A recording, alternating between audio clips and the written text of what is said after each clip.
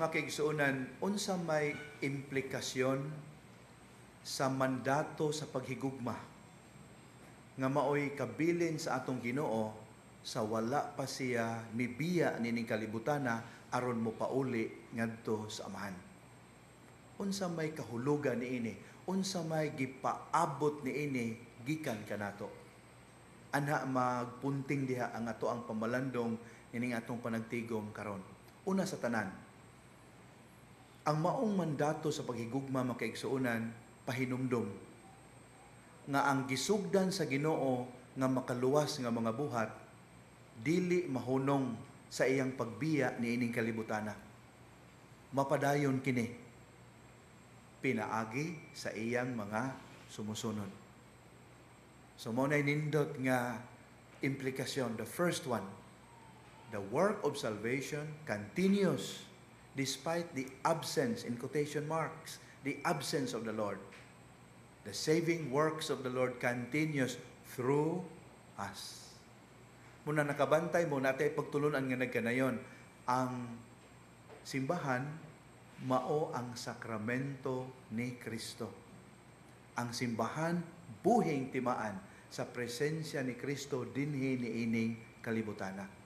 Sa ato pa di ay pinaagi sa ato ang pagtuman nining maong kasuuguan ang mga tao nga dili na makakita sa physical presence sa Ginoo makatagamtam in a tangible manner sa gugma ni Kristo alang sa tanang katawhan. This time through another presence, through us. Through us. Muna palihog pamalandungi gyud ninyo Acts chapter 11 verse 21. Acts 11 verse 21. Makaigsuunan, gitino usab sa Ginoo, muna ikaduhang implikasyon, gitino usab niya sa wa pa siya mubiya nining kalibutana nga ang standard sa paghigugma dili na ang atong kaugalingon. Kay di ba kaniadto giingon man, love your neighbors as yourself. Murag nagduda ang Ginoo ana. Kay di man kakumpiyansaan ang paghigugma sa tao sa iyang kaugalingon. Dili kasaligan ang atong style of loving. Lalang ko'y nahinumdum nga sugid, nahinumduman nga sugilanon. No offense meant to the ladies around here. Di ako na'y manag-uyab mga kaigsuunan, labing kay sila. Pero unsang hitabuan, nagka-diferensya, nag-away, nagbuwag. Sige buhat nila, nagbinawi ay, oy. Ingon ang babae, ay nang kwintas be, mahal ra ba kay na? Gihatag sa laki, mo na. Be ari po ng singsing. Kung may gihatag ana, gihatag po sa babae nga to sa laki, mo na. Padayon pag yung babae, nya ka na imong sapatos, sa kuha man na, mahal ra ba ng rubber shoes? Uli na. Giuli po sa laki. Niingon po na siya, unya, ka na imong cellphone, nakuha man na, iuli na. Gihatag po sa babae nga to sa laki. Gailuli ay lagi sila. Sige, bisag unsa na lay gipanghinumduman nga gihatag nga gibawi. Sa katapusan na ila hinumduman pag yung laki kay ningita jud bikil ba. Siya, oy, nakadonate ra ba ko nimong buanga ka og dugo katong nasakit ka? Iuli na ha. Ang babae dali kay nakarekat, kuha niya iyang sanitary napkin, hapak niya sa naong sa laki. Siya, first installment na, iuli na ko ng tuiga kada buwan. Binuang nga istorya makigsuunan, pero di ba naghulagway unsang matanga sa paghigugma ang tao usahay capable of?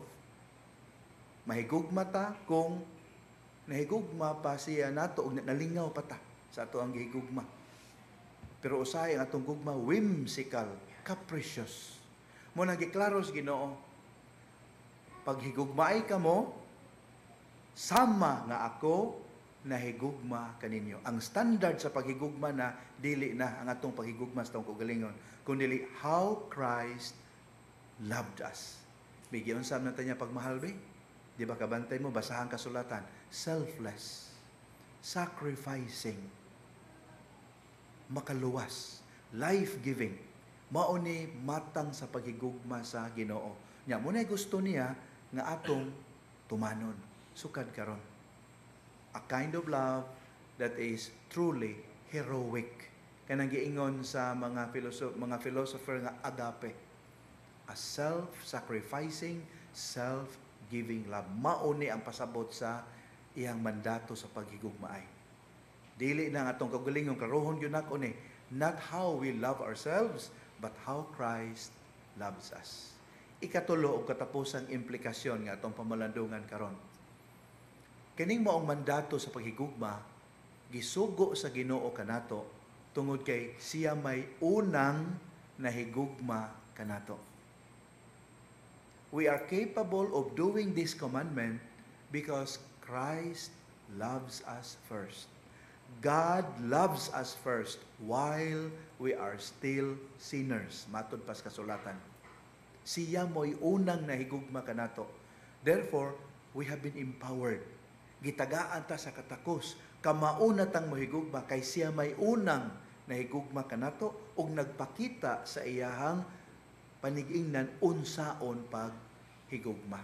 Sa ato pa dayon makaigsuonan, kung atong tumanon kining iyang mandato sa paghigugma, kani iyang mandatum novum, the new commandment sa paghigugma, timaan di ay kini nga nahinumdum ta sa atong dakong kabubuton sa Ginoo because He loves us first.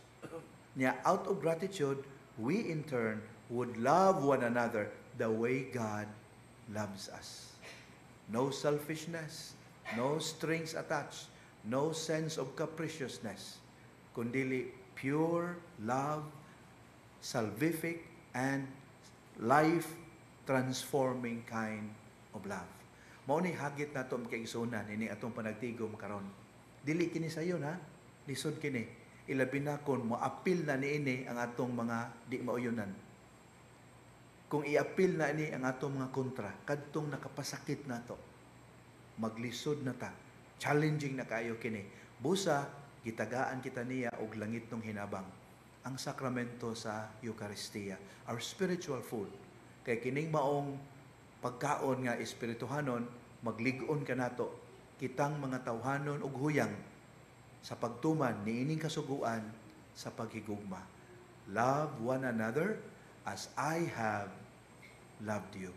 Kiniunta ang kanunay natong hinumduman sa ato ang pagpaningkamot nga mamahimong loving persons towards our family members, towards our friends, towards strangers, and even towards those who do not deserve our love. Amen.